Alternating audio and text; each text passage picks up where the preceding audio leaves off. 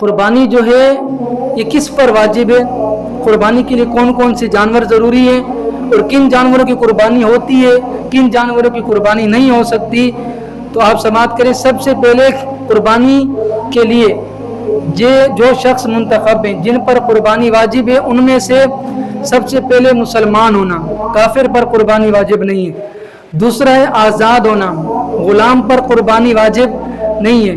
تیسرا ہے مقیم ہونا، مسافر پر قربانی واجب نہیں ہے۔ چوتھا جو ہے صاحب نصاب ہونا، یعنی اس کے پاس اتنا مال ہو کہ وہ صاحب نصاب ہو، جس پر زکوٰۃ واجب ہے، زکوٰۃ فرض ہے، اس پر قربانی بھی فرض ہے۔ اسی طرح جن جانوروں کی قربانی ضروری ہے، جن جانوروں کی قربانی جائز ہے، ان میں سے بکرا ہے، دمبا ہے، اس کے علاوہ گائے، بھینس ہے، بیل ہے، اونٹ۔ اب ان کی عمریں کتنی ہونی چاہیے؟ ہم تو یہ آج کل مشہور ہے کہ 2 دان، 3 دان، 4 دان، تو شریعت کے اندر ان کی عمریں ہیں۔ دمبا، بکرا اور بھیڑ 1 سال کی ہونی چاہیے۔ اس کے بعد گائے اور بھینس یہ 2 سال کے ہونے چاہیے۔ اونٹ ہے یہ 5 سال کا ہونا چاہیے۔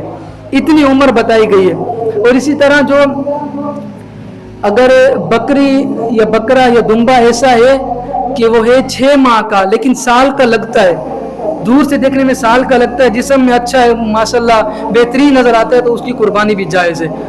اس کے علاوہ جن کا جانوروں کی قربانی جائز نہیں ہے، ان میں سے وہ جانور جو کاڑا ہو اس کی قربانی نہیں ہے جائز، وہ جانور جو لنگڑا ہو، یعنی اتنا بھی نہیں ہے کہ وہ 1 پاؤں کا سہارا لیتا ہو، اس کی قربانی بھی جائز نہیں ہے۔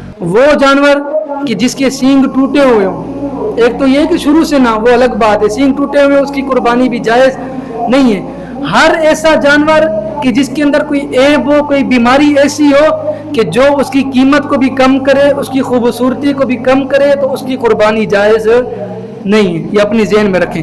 اس کے لیے اس کے بعد قربانی جو ہے یہ سرکار نے فرمایا جو صاحب نصاب ہے وہ قربانی کرے، اگر جو مالک نصاب ہے پھر بھی وہ قربانی نہ کرے تو وہ ہمارے عیدگاہ کے قریب نہ آئے۔ سرکار نے منع فرمایا، اور فرمایا جب تم قربانی کرو تو اس 3 حصے کرو قربانی اپنے حصے کے، ٹھیک ہے جی، 3 حصے کرو، اس میں سے 1 حصہ پھر آپ اپنے لیے رکھو، 1 حصہ رشتہ داروں رکھو، 1 حصہ جو ہے آپ اللہ کی رضا کے لیے اللہ کی راہ میں غریبوں میں، یتیموں میں، فقیروں میں تقسیم کر دو۔ اور قربانی جو ہے ہم نے دکھاوے کے لیے نہیں کرنی، ہم نے صرف فقط اللہ کی رضا کے لیے قربانی کرنی ہے۔ اگر ایسے ہیں کہ 7 بندوں نے حصہ ڈالا ہے، 6 کی نیت قربانی کرنے کے لیے اور 7ویں کی نیت گوشت کی ہے، تو پھر 7 کی قربانی نہیں ہوگی۔